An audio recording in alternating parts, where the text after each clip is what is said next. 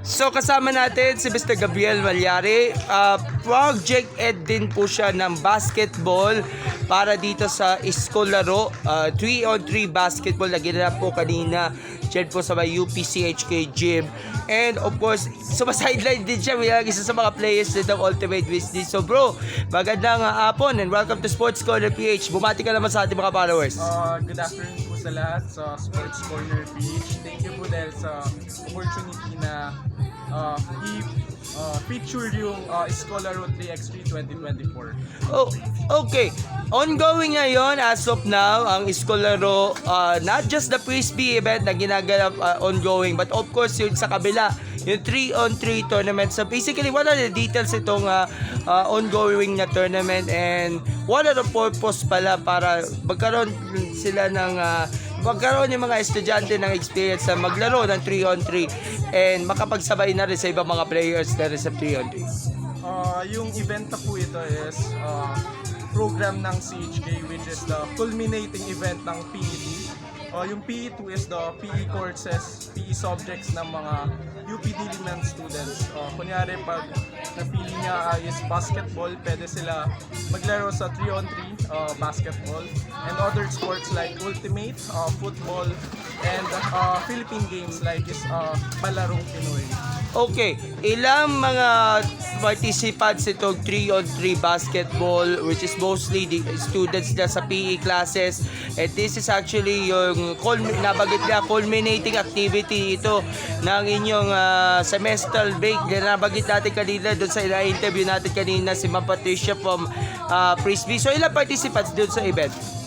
Sa 3-on-3 basketball, we have 144 students na nag-participate.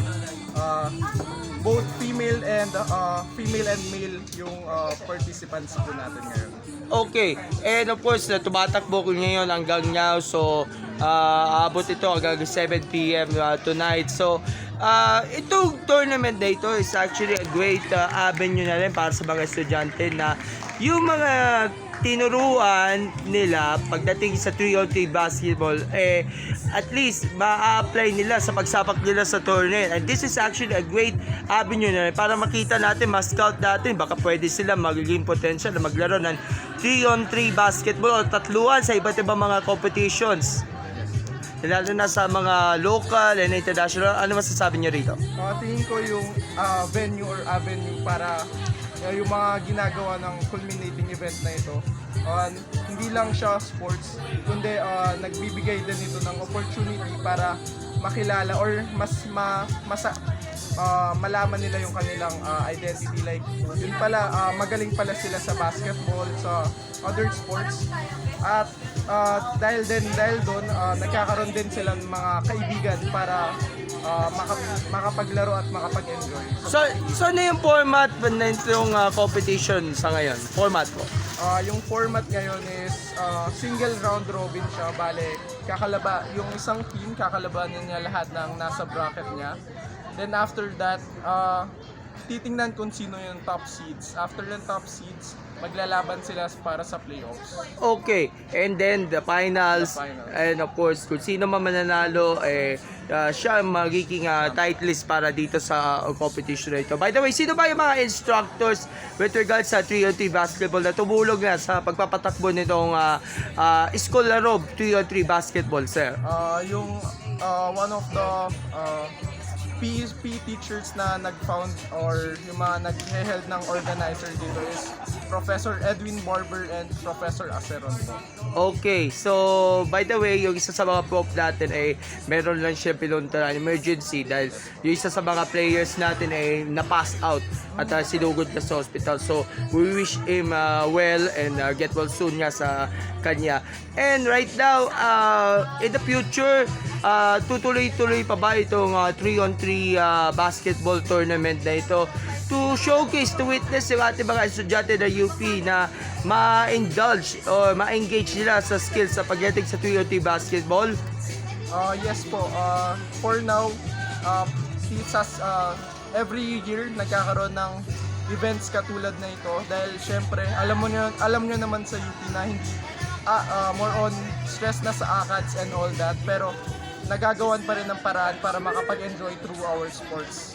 Oo, at para makita natin na maging sports-minded yung ating mga estudyante ng UP at para matuto at ma-engage sila sa iba't ibang mga sports na dadalhin nila kung sakali makapag-compete, makapag-represent sa local, national o international competitions. At napabagay talaga itong tatluan o 3x3 basketball sa mga sports na kasali dito sa competition. Anyway, thank you for taking us time, and baka may gusto kayong magpasalamat o magiging ng gratitude sa lahat ng mga sponsors, mga tumatang kilig, mga sumusuporta, and all those who watch the venue. Hanggang 7 p.m. din to. Yung mismong venue sa may CHK Gym. Diyon sa may CHK Gym, no? Okay. So, magpasalamat ka na. Nagpapasalamat po ako sa mga sponsors ng aming event, which is the 3x3 Escolaro 2024. Nagpapasalamat po ako sa Milo Philippines, Decathlon Masinag, Sports Making Law Firm, Cara Cafe, Tropic Club PH, tapos Decathlon PH, and yun lang po. Alright, thank you so much, and we look forward for more events like this and more activities like this to strengthen yung sports, yung bonding, yung camaraderie ng bawat estudyante through sports. And of course, baka one day yung mga nakikita natin nagko-compete sa basketball, sa ultimate, sa disc golf, sa round net, merong round net dyan sa likod, baka may potential sila makapag-represent sa international, national, and local competition. So, thank you, Katukayo, and more power and more blessings. Salamat po!